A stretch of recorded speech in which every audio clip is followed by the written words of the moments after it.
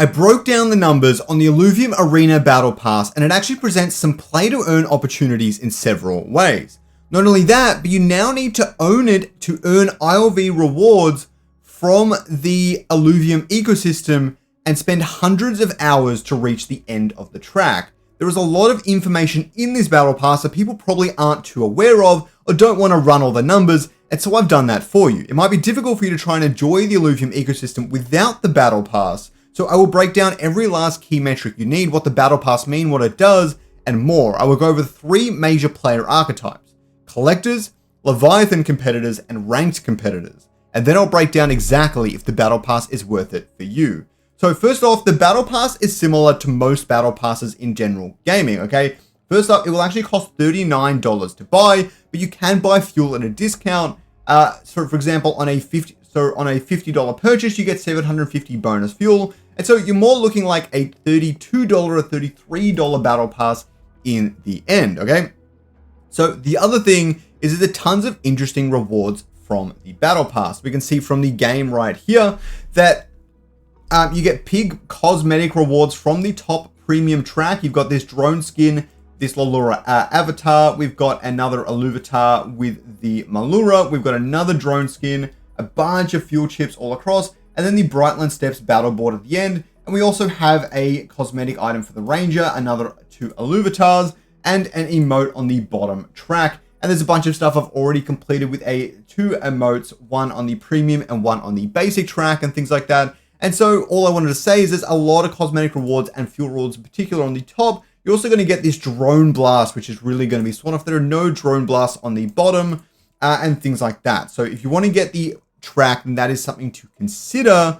But let's jump into the rest of the Battle Pass. So how do you earn from the Battle Pass, or how do you do it and things like that? Firstly, every single arena game you play, you get arena glory points or whatever it is.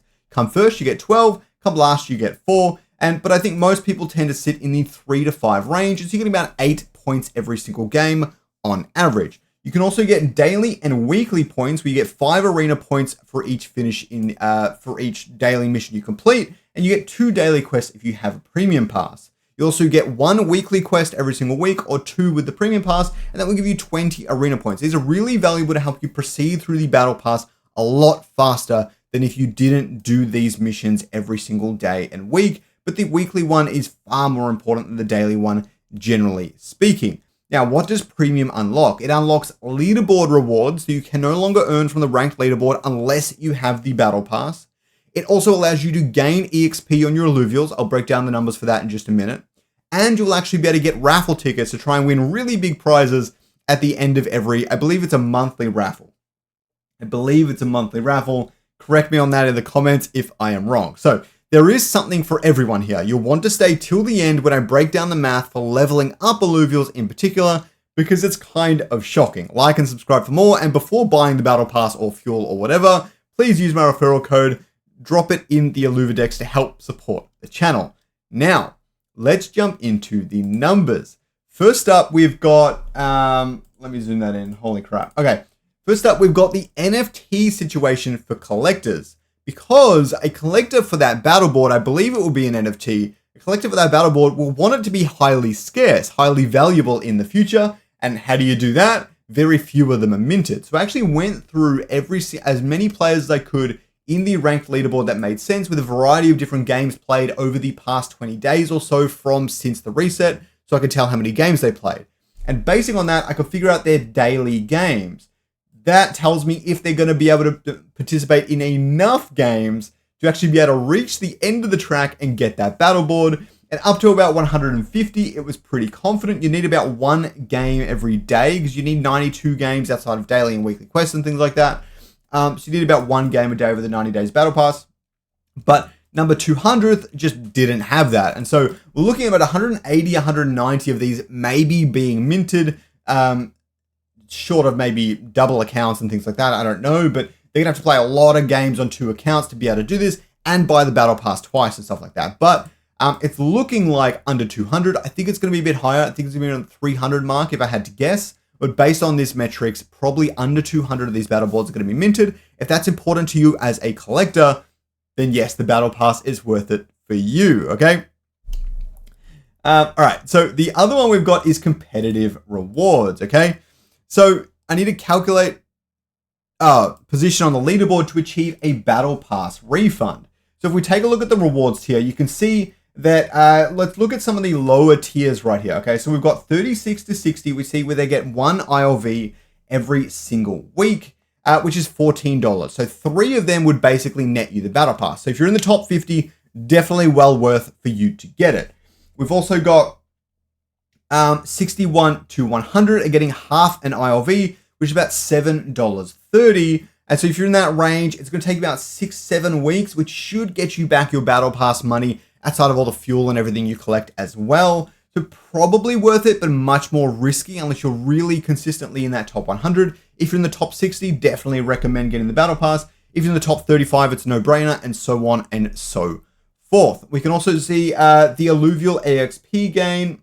No, so time to complete the battle pass basically requires 134 hours or 69 hours if you have the premium battle pass, 115 or 57 if you're a lot better in the game. You're getting an average score of top 3 in the in your matches and things like that. That's on the caveat that there are going to be 4 double XP weekends, and you're going to be playing 12 games over the course of that weekend, 6 games a day basically, 4 times. Now they might also, it seems like they're going to do triple XP and weekends as well, and try and make them as frequent as they can. And so these hours required to complete the battle pass could actually decrease quite a bit, especially for those on the premium track. But if you're on the premium track, you're probably looking about 60 hours lower if they have more than 4 double XP weekends, triple XP weekends, and so on and so forth.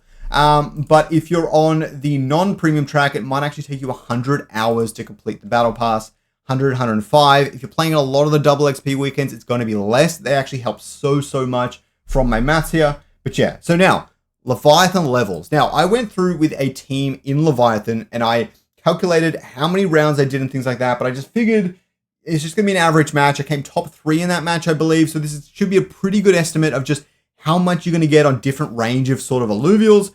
So I've got tier 3 stage 1, I've got a tier 1 stage 2, tier 4 stage 1 and 2, and a tier 1 stage 1. I didn't actually end up putting Rai or Fiery on the board at all, it seems. I just kind of went for Railu and stuff, but I had an issue with that. Anyways, in the arena, I got about 100 XP or 200 for Scoriox, which I guess I was using more often. Every single, for each game, that's about how much XP I was getting, which would be 700 games on the low end or 300 games for something like Scoriox to actually hit level 60 or 250 hours. So if you're trying to get level 60 alluvials from the ranked arena, now, it's great if you just play a lot of arena, you're just trying to level them up passively, sure, it's great. But the amount of EXP you're getting in the ranked gauntlet is basically nothing. It's pretty inconsequential. You're going to be able to get a lot of your alluvials from level 10 to level 20 or so. I think it's going to be helpful for that. Anything else, you're pretty much wasting your time if that is your main goal for the battle pass, in my personal opinion. Whereas if I had a look at an overall S1 run, if you have 5 battles per run, you get 100 XP per battle.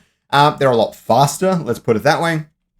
And your cost for each alluvial specifically, because you pay for the run, but then you get 5 battles and so on and so forth.